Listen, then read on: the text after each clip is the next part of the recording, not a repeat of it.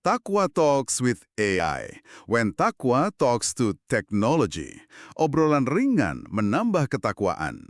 Assalamualaikum sahabat Takwa. Senang banget nih kita bisa ngobrol lagi. Hari ini kita mau coba gali lebih dalam satu ayat yang keren banget di Al-Quran, yaitu surah Al-Baqarah ayat 22. Posisinya ini penting loh.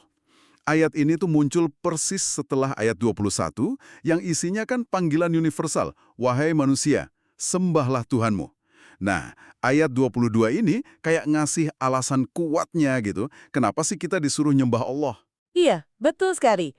Dalam ilmu tafsir, itu namanya munasabah. Ada kaitan makna yang erat banget antar ayat. Jadi ayat 21 itu kan perintah untuk tauhid uluhiyah, mengisahkan Allah dalam ibadah.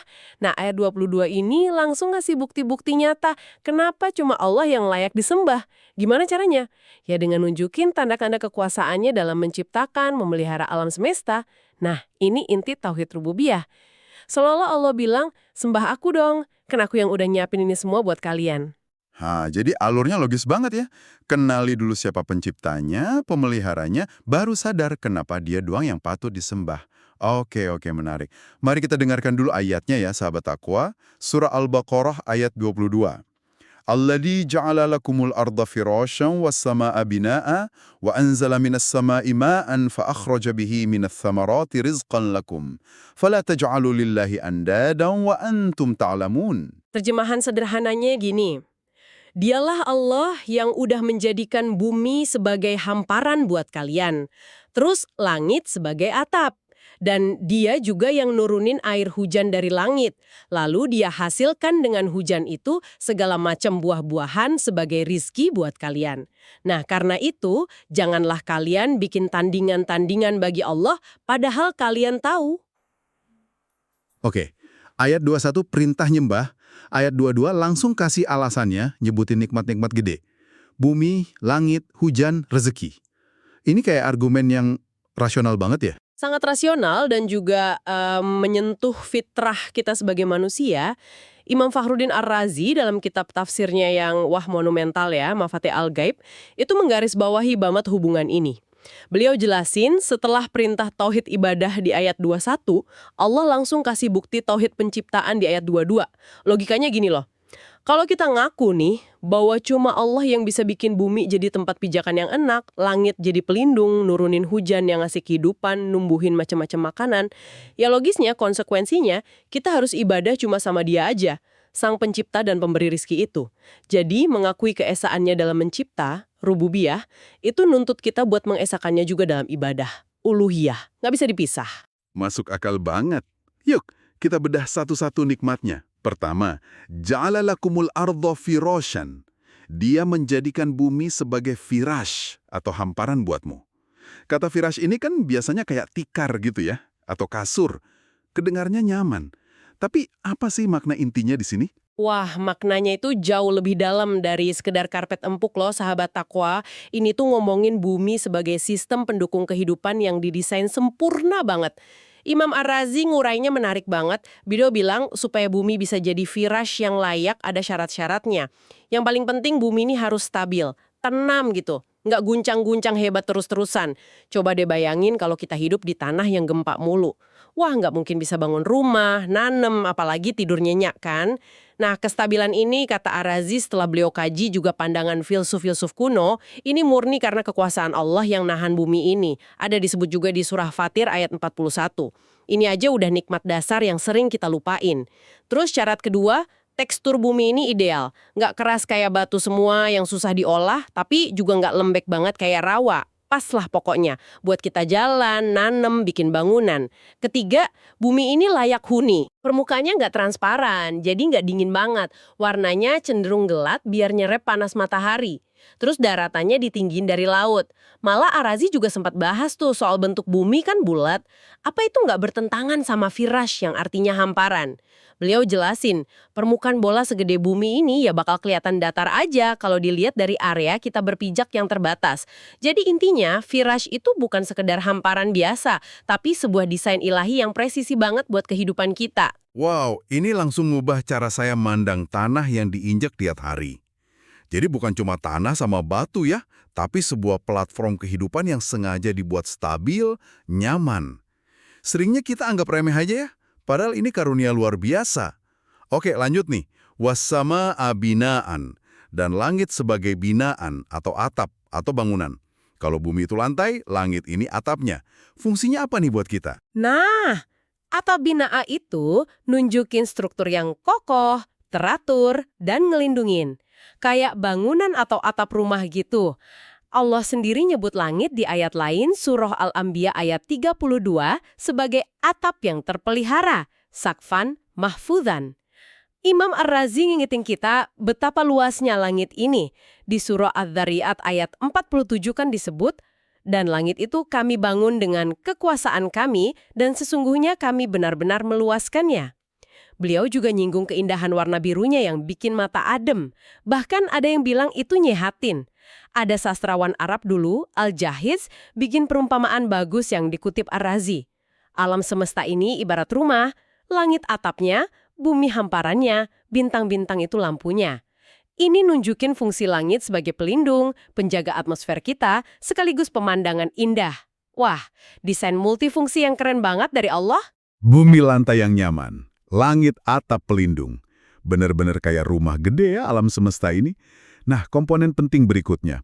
Wa anzala minas samai ma'an. Dan dia nurunin air dari langit. Hujan. Ini kayaknya biasa aja ya fenomena alam. Tapi dampaknya, wah. Justru itu.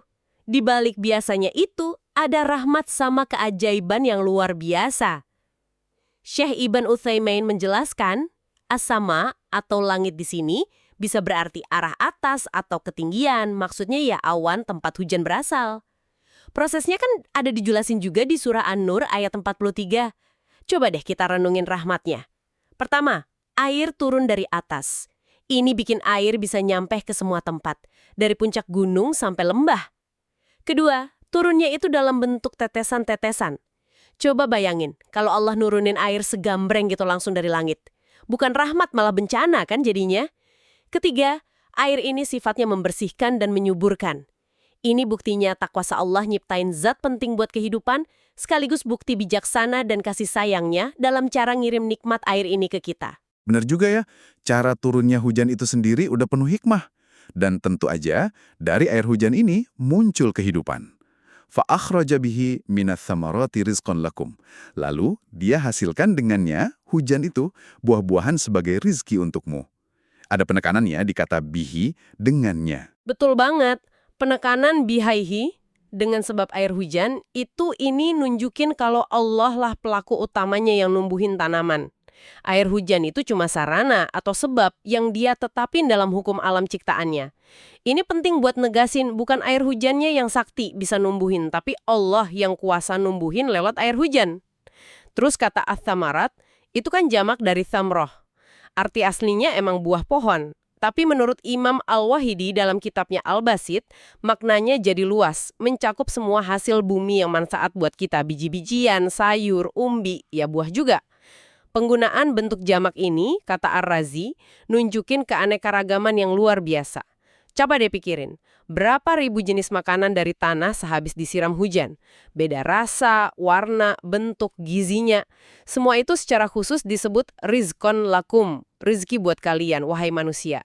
Anugerah yang spesifik dan melimpah banget. Setelah semua penjelasan bukti kebesaran dan kemurahan Allah ini, bumi yang stabil, langit yang melindungi, hujan yang ngasih hidup, rezeki yang macam-macam, baru deh datang larangan intinya. Fala taj'alu lillahi andada. Maka janganlah kamu ngadain tandingan-tandingan bagi Allah. Ini klimaksnya, ya.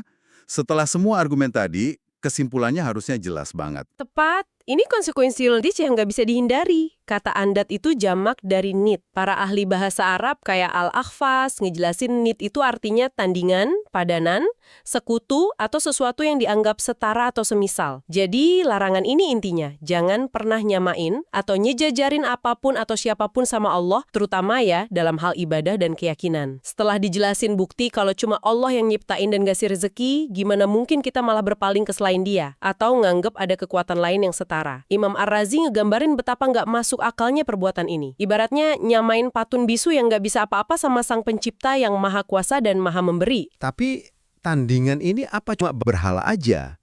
Atau bisa lebih luas lagi? Nah, pertanyaan bagus. Dan ulama tafsir klasik juga udah ngebahas itu. Menurut riwayat dari sahabat Nabi, kayak Ibnu Abbas, terus juga dari generasi setelahnya kayak As-Sudi, makna andat ini bisa lebih luas. Nggak cuma patung atau benda mati aja. Termasuk juga ngejadiin tokoh-tokoh manusia, pemimpin atau figur tertentu sebagai tandingan buat Allah. Maksudnya gimana? Ya ketika seseorang lebih nurut perintah tokoh itu dalam hal maksiat ke Allah, seolah-olah omongan atau maunya tokoh itu lebih tinggi atau setara sama firman Allah. Ini juga masuk kategori bikin andat. Wah, ini jadi relevan banget ya ke zaman sekarang. Bisa jadi bentuknya bukan patung, tapi nurut buta sama figur atau ideologi yang jelas-jelas lawan nilai-nilai dari Allah. Terus ayat ini ditutup dengan wa antum ta'lamun. Padahal kamu mengetahui. Maksudnya mengetahui apa nih? Mengetahui kebenaran yang udah dipaparin tadi. Maksudnya, kalian, manusia, itu tahu kok jauh di lubuk hati dan berdasarkan pengamatan akal sehat juga bahwa tandingan-tandingan yang kalian bikin itu entah berhala, manusia, jin, atau konsep apapun sama sekali nggak ikut campur nyiptain langit bumi, nggak punya kuasa nurunin hujan, apalagi numbuhin rezeki buat kalian.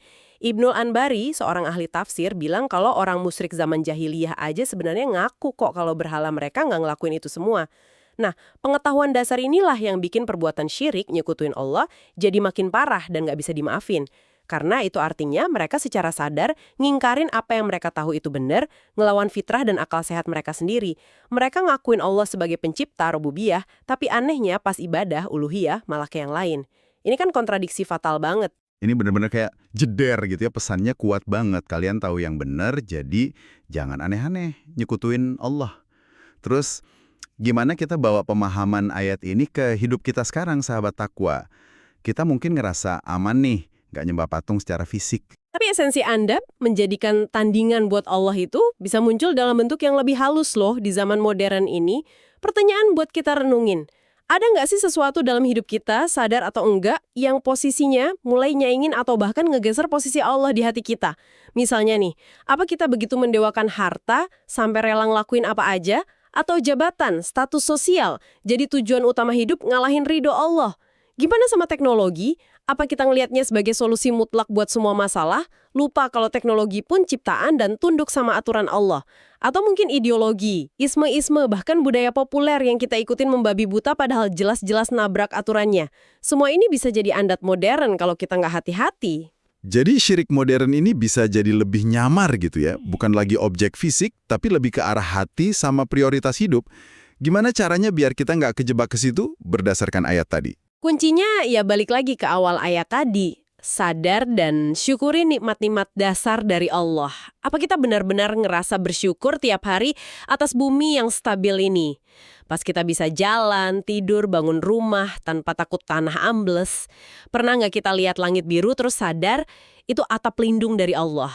Pas hujan turun apa kita ingat ini air kehidupan darinya yang bikin makanan bisa tumbuh. Pas kita makan nasi, buah, sayur, apa kita sadar? Ini rizkan lakum, rezeki spesifik dari Allah lewat proses alam yang Dia ciptain. Pusat Kajian Al-Quran Tadabbur wa Amal itu nekankan pentingnya merenungkan tanda-tanda kebesaran Allah di alam ini secara rutin.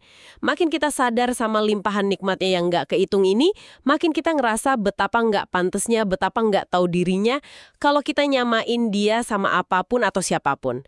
Rasa syukur yang dalam inilah benteng utama dari segala bentuk andat. Bener banget. Ngakuin sumber nikmat bikin kita fokus cuma ke pemberi nikmat. Mungkin ada kisah yang bisa gambarin rasa syukur atas nikmat alam ini? Ada nih, cerita sederhana tapi dalam banget maknanya. Dikutip juga sama Imam Ar-Razi pas bahas nikmat benda langit. Jadi dikisahin, ada orang Arab Badui kehilangan unta kesayangannya pas malam gelap gulita. Dia udah putus asa nyari kemana-mana. Tiba-tiba bulan purnama muncul. Cahayanya terang banget, terangin padang pasir. Seketika itu juga dia lihat untanya nggak jauh dari situ. Wah, lega banget dia, rasa syukurnya meluap. Dia lihat ke bulan, terus spontan bilang kurang lebih gini, "Wahai bulan, indah banget Allah nyiptain kamu, ngasih cahaya, ngatur jalanmu. Aku nggak tahu mesti minta apa lagi buatmu. Kamu udah bikin aku bahagia malam ini dengan cahayamu. Tapi sungguh Allah lah yang udah ngasih kamu cahaya itu." Terus dia bikin syair gitu, muji Allah atas nikmat bulan purnama malam itu. Masya Allah, sederhana tapi ngena banget ya. Gimana kesadaran akan fungsi bulan yang sering kita anggap biasa aja bisa bikin rasa syukur sedalam itu ke Sang Pencipta cahaya itu sendiri. Pelajaran berharga ini. Jadi sahabat takwa, ayat 22 dari surah Al-Baqarah ini benar-benar kayak fondasi iman ya. Bukan cuma daftar nikmat, tapi argumen logis yang kuat kenapa cuma Allah yang berhak disembah. Nyambung dari perintah di ayat 21. Ayat ini ngajak kita buat buka mata, buka hati, lihat sekeliling kita bukan cuma benda mati, tapi tanda-tanda hidup akan kebesaran, kekuasaan, dan kasih sayang Allah. Tujuannya biar kita kenal Dia lebih dekat lewat karya-karyanya. Dan sebagai penutup nih, ada satu lagi poin renungan dari Imam Ar-Razi yang menarik banget, soal sifat bumi sebagai firas. Beliau nyorotin sifat karam bumi, kemurahan hatinya yang luar biasa. Kita nanam satu biji kecil aja, tapi bumi ini atas izin Allah bisa ngembaliinnya berlipat-lipat ganda, ratusan kali lipat, kayak disebut di ayat lain Al-Baqarah 261 soal sedekah. Coba direnungin sejenak sahabat takwa. Seluruh sistem ciptaan Allah ini kayaknya didesain buat ngelipat gandain kebaikan dan berkah. Bumi balas biji kecil dengan panen melimpah. Nah, pertanyaan buat kita renungin bareng. Gimana kita bisa niru sifat pemurah dan penuh syukur ini dalam hidup kita sehari-hari? Gimana kita balas nikmat Allah yang gak kehitung ini minimal dengan gak nyekutuin Dia? Dan berusaha nebar kebaikan sebagaimana alam ini nebar berkah buat kita. Sambil selalu ingat siapa sumber utama segala kemurahan ini. Pertanyaan yang dalam banget buat kita bawa pulang dan renungin. Terima kasih banyak udah nyimak obrolan kita kali ini ya sahabat Aqua. Semoga kupasan singkat tentang surah Al-Baqarah ayat 22 ini bisa nambah iman, takwa, dan rasa syukur kita ke Allah SWT. Sampai jumpa lagi di kesempatan berikutnya. Tetaplah bersama kami dan selalu ingat. Takwa Talks with AI, when Takwa Talks do technology. Obrolan ringan menambah ketakwaan.